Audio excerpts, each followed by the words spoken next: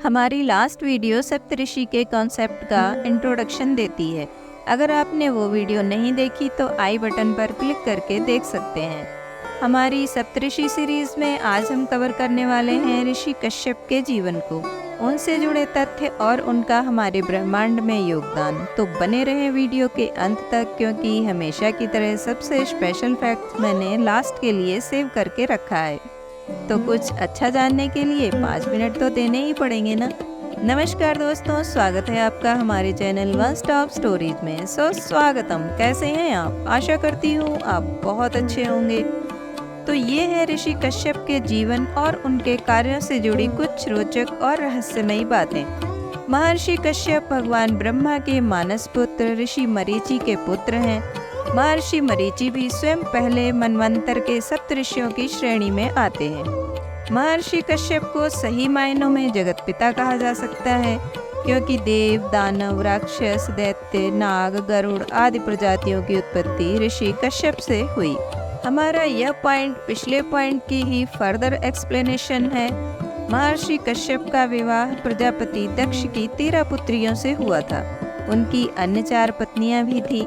देवी अदिति से 12 आदित्यों की उत्पत्ति हुई, जो देवता कहलाए। दिति ने दैत्यों को जन्म दिया। इनके पुत्रों के नाम थे हिरण्याक्ष और हिरण्यकश्यपु। इनके बारे में तो हम जानते ही हैं कि यह दोनों दैत्य कितने दुष्ट और अत्याचारी थे। हिरण्याक्ष ने धरती को समुद्र में छिपा दिया था, जिसके पश्चात भगवान विष्णु ने वराह अवतार लेकर हिरण्याक्ष का संहार किया और धरती को जल से उभारा। और यह तो हम सभी को पता है कि क्यों और किस प्रकार भगवान नरसिंह ने हिरण्यकश्यपु का संहार किया था। देवी दिति की एक सिंहिका नाम की पुत्री भी हुई। सिंहिका के पुत्र का नाम था विप्रचिति। आपको बता दें कि विप्रचिति कोई और नहीं, वही दैत्य है जिसने देवता का रूप धारण कर समुद्र मंथन से निकले अमृत को ग्रहण कर लिया था। तब मोहिनी रूप में नारायण ने सुदर्शन चक्र से उसका सर धड़ से अलग कर दिया था और वह राहु केतु बन गया था। श्रीमद् भागवत गीता के अनुसार इनके यानी दिति के 49 अन्य पुत्र भी थे और ये सभी निसंतान रहे, जबकि हिरण्यकश्यपु के 4 पुत्र थे, जिनमें से एक थे भक्त प्रहलाद। ऋषि कश्यप की पत्नी दनु से 100 दानवों की उत्पत्ति हुई। इनमें से एक दानव कालकेय भी था, जिसके सेनापति से रावण की बहन शूर्पणखा का विवाह हुआ था। ऋषि कश्यप की अरिष्ठा नामक पत्नी से गंधर्वों का जन्म हुआ। गंधर्व एक प्रकार से उपदेवता या डेमीगॉड्स कहे जा सकते हैं, जिन्हें प्रकृति या कलाओं से जोड़ा जा सकता है। अधिकतर गंधर्व संगीत और नृत्य में पारंगत होते हैं। इन्हें कुछ शास्त्रों में अप्सराओं के पति भी माना जाता है। देवी सुरसा से सर्पों की उत्पत्ति हुई और देवी कद्रु ने नागों को जन्म दिया, जिनमें वासुकी, तक्षक और अनंत यानी शेषनाग प्रमुख हैं। सोचने वाली बात यह है कि देवी सुरसा ने सर्पों को जन्म दिया और देवी कद्रु ने नागों को, लेकिन नाग और सर्प तो सेम ही होते हैं ना? नहीं, थोड़ा अंतर है। तो आइए जानते हैं क्या अंतर है। नाग सर्पों से अधिक दिव्य और शक्तिशाली होते हैं। यह अपनी इच्छा अनुसार रूप बदल सकते हैं। नाग नागलोक में रहते हैं और सर्प पृथ्वी लोक पर। नागों को देवी देवताओं के साथ देखा जा सकता है, जैसे कि भगवान विष्णु के साथ शेषनाग और भगवान शिव के साथ नागराज वासुकी। देवी खासा से यक्षों और राक्षसों की उत्पत्ति हुई। ऋषि कश्यप की पत्नी सुरभि से गौ की उत्पत्ति हुई। देवी विंता को 2 पुत्रों की प्राप्ति हुई, अरुण और गरुड़। गरुड़ पक्षियों के राजा और भगवान विष्णु के वाहन हैं, और अरुण सूर्य देवता के सारथी हैं।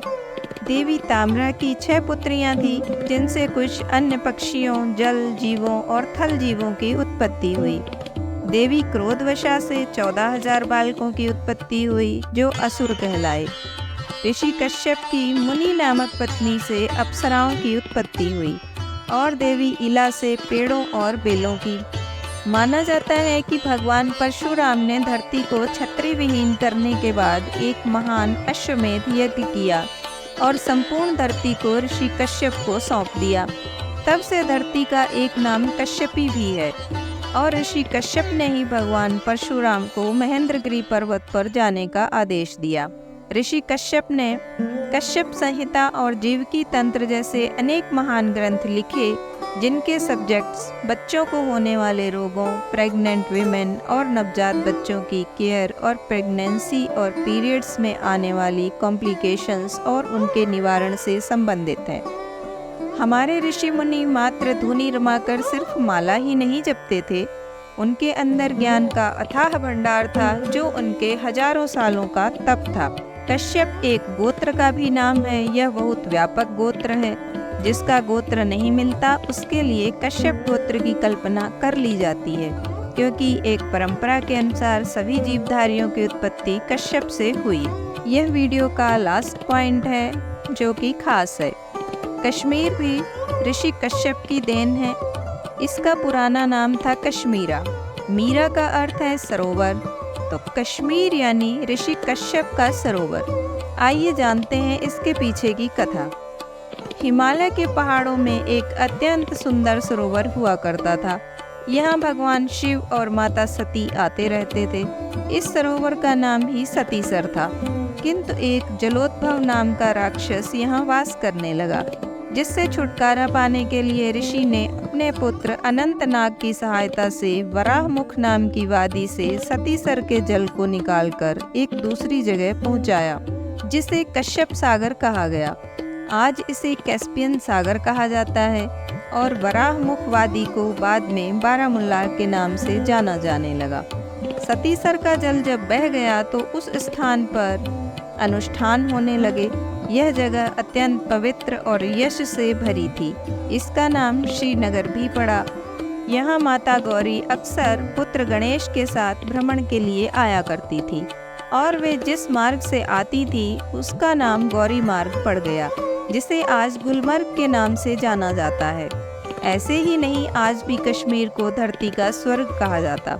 आज की जानकारी आपको कैसी लगी? अच्छी लगी हो तो लाइक, कमेंट एंड शेयर करें और चैनल को सब्सक्राइब कर बेल आइकन प्रेस कर लें। मैं आपसे फिर मिलती हूँ किसी कहानी या जानकारी के साथ। तब तक खुश रहें, खुशियाँ बांटें, अपनों का साथ और प्यार आपको हमेशा मिलता रहे। Thanks for watching.